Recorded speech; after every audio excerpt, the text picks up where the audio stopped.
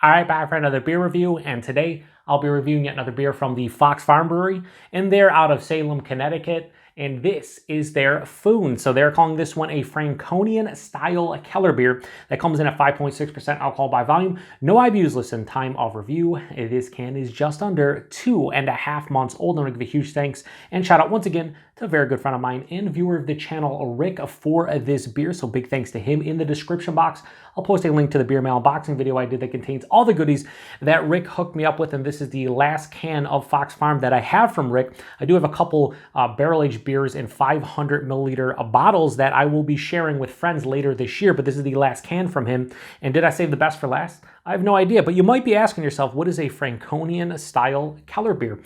Well, the Kellerbier style originated in Franconia, Bavaria, Germany. It dates back to the Middle Ages. So there was no refrigeration back then. So they would brew this style in the cooler months, and then they would lager in caves. And this beer is typically unfiltered and unpasteurized.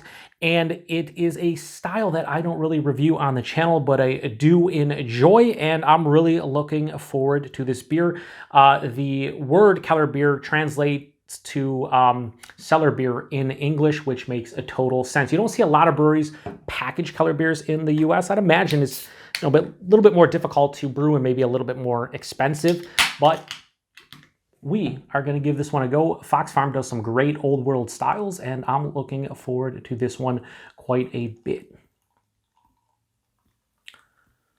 So I think they released this one for the first time, or maybe this year or last year. I could be wrong on that. No, you know what? I don't think that's the case. Maybe in like the last year or two. But I don't know if anybody out there who buys Fox Farms can correct me if I'm wrong, which I probably am. So yeah, I mean, it has decent clarity to it, but it definitely is unfiltered. You can see, there's a gentle, it might be a little bit stronger on camera in terms of the haze, but in person, yeah, there's a little bit of haze game going on. It has about a finger of a bright white soap sudsy looking head, some decent carbonation. I would say that plays the role of a very nice looking lager. Let's get a nose on it. You know what this reminds me of? And I've only had, I don't know, over the course of my life, probably like maybe a half dozen, maybe 8 different Keller beers. Again, you don't see a lot of American breweries brew them, and if so, they're typically like on tap. You don't see them a lot of times in cans or even bottles. But it reminds me of kind of like a little bit more of a hop-forward Helles. Like there's a little bit more hop character in general, but the bready complexity here it rivals a Helles to me a lot of times. Yeah, it's almost like a mixture of like rye bread and sourdough bread. Like the rye that I'm saying, I'm not saying I'm getting specifically rye, but it has like a little spicy bread component. The spiced kind of components coming from the hops, I would imagine, in the aroma. But yeah, it has like a soft graininess to it, but then it's big breadiness. It's white bread, it's rye bread, it's sourdough bread. There's this nice spiced, almost herbal kind of hop tone. Peppery to some degree too. It just smells really well balanced, honestly. I just love it. That's probably one of the main reasons when it comes to like low ABV crushers, as far as lagers go from Germany, Helles is one of my favorite, maybe in general, not even just from Germany, in general. Helles lagers are my favorite because of that bready note. And I feel like Keller beers kind of rival that. And that's why I'm enjoying this aroma so much right now. Slight sulfur note, very slight. And there's a slight, a touch of like a funk going on. I don't think it's going to carry over the taste, but it's definitely there in the nose. It just smells really good, so let's get into it. Cheers, everybody. Thanks again, Rick, and Prost.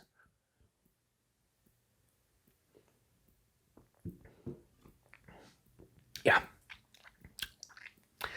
It's just like again, I said this before. I forgot what review it was, but I said like, I think it was the Yuengling Lord Chesterfield ale. I said that beer is kind of like a macro lager or like a cream ale with a little bit more hop character. And what I meant, instead of saying actual hop character, I meant a little bit more bitterness. And I feel that's what this beer is like, to me, like a Helles with a little bit more bitterness. Body is straight up medium, which is nice for 5.6.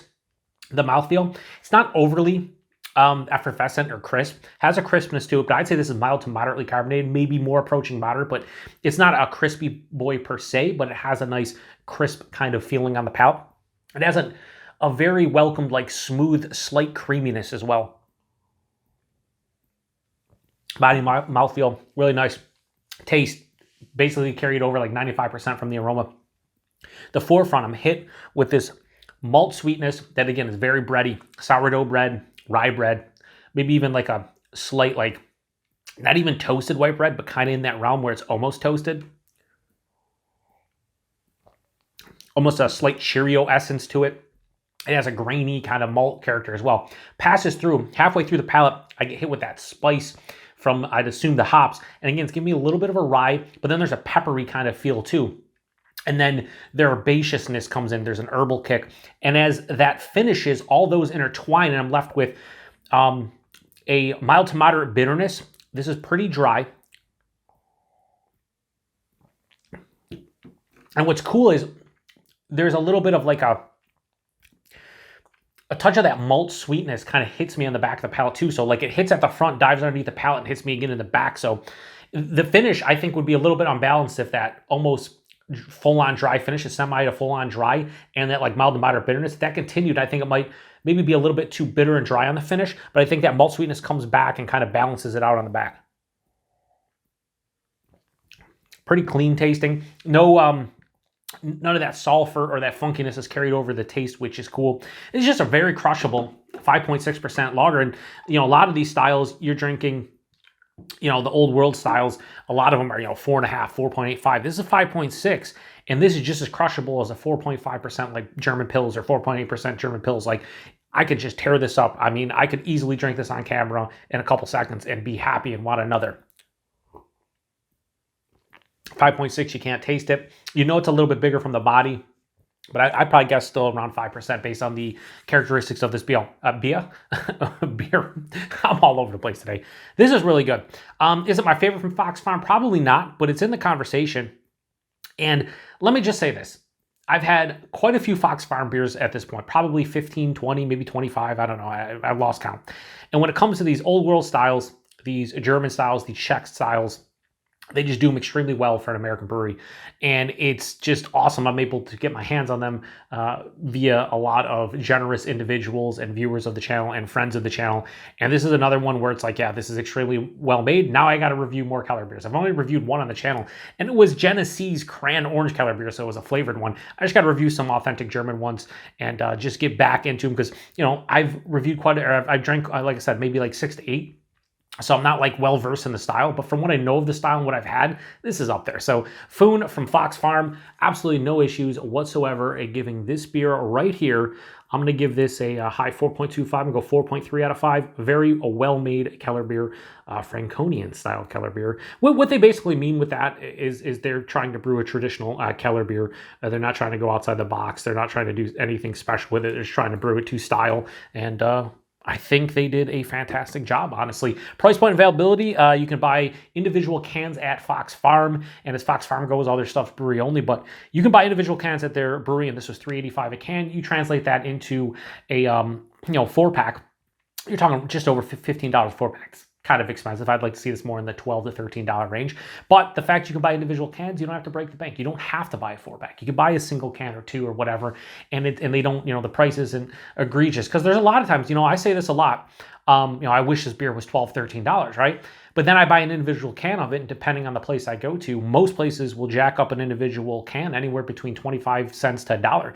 So that $12 to $13 4-pack, if I buy an individual can, instead of being $3 to like $3.25 a can, now that can is anywhere from like $3.50 to like $4.25. So I need to take that myself into consideration when I do the price point availability, because this is $3.85 a can, and I got to figure out what would the price point for a 4-pack be at my local bottle shop if I paid $3.85 a can.